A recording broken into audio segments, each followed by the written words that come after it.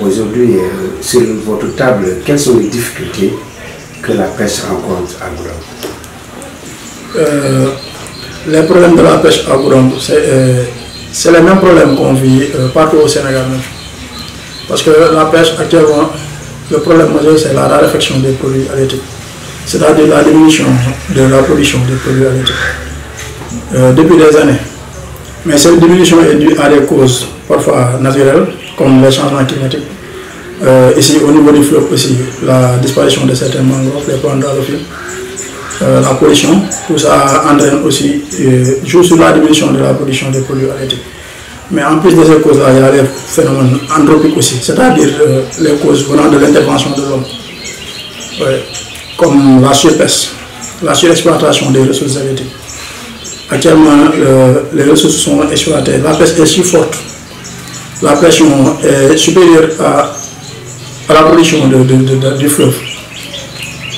Le stock est presque épuisé parce que les pêcheurs, pour augmenter les captures, ils ont tendance souvent à augmenter les longueurs de filets.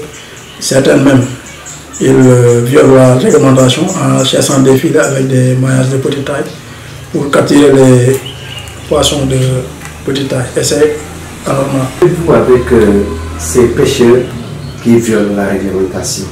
Oui, nous, comme je vous le disais souvent, toujours, nous sommes là, nous sommes des agents de l'État, nous travaillons avec le code de la pêche. La loi a déjà prévu les sanctions pour quiconque fait une infraction.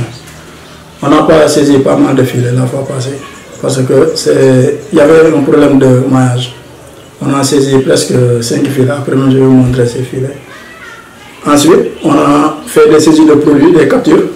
On fait toujours aussi des amendes aux fauteurs. Dans ces cas pareils, il y a une sanction pécuniaire, il y a une sanction, quel type de sanction? Oui, la loi a déjà prévu des sanctions, mais ici, souvent nous allons essayer de corréler la sanction avec le niveau du pêcheur. Parce que quand tu prends un pêcheur qui utilise un épervier avec des produits qu'on a interdits, ce que tu peux faire, c'est de confisquer le filet.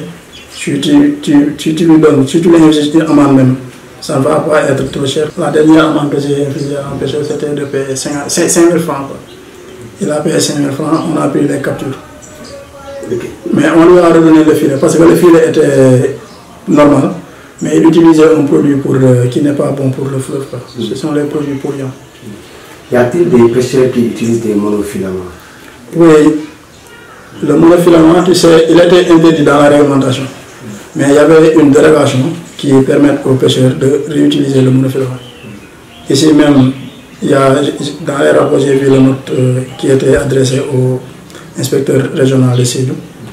Par cette dérogation, les pêcheurs peuvent continuer à utiliser le monofilament, mais il faut adapter le maillage réglementaire au monofilament. Certaines pratiques de pêche, notamment l'utilisation du liant mélangé avec des résidus de mil ou de maïs, et ceci n'est même pas bon pour la consommation. Quels sont les mécanismes que vous avez mis en place pour éradiquer?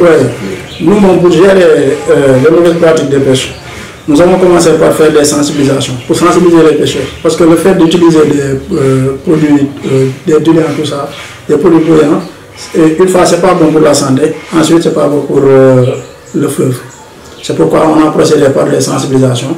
Mais ensuite, nous appliquons la réglementation. C'est comme je te l'ai dit tout à l'heure, une fois faire les sorties, quand on surprend quelqu'un en train de faire ces pratiques-là, on va saisir son filet, on va lui imposer une amende aussi.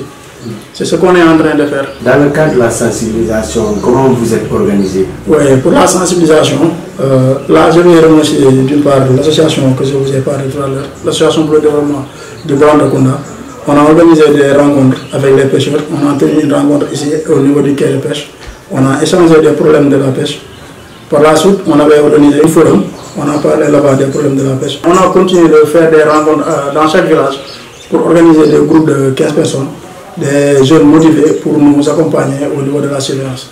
Je pense que j'ai reçu pas mal de listes qu'on a créées pour le village de Kaour, de Diatakunda. On a actuellement eu pour 4 villages, mais nous sommes en train de continuer les rencontres ensuite pour sensibiliser les gens, ensuite pour les faire se rapprocher au service des pêches.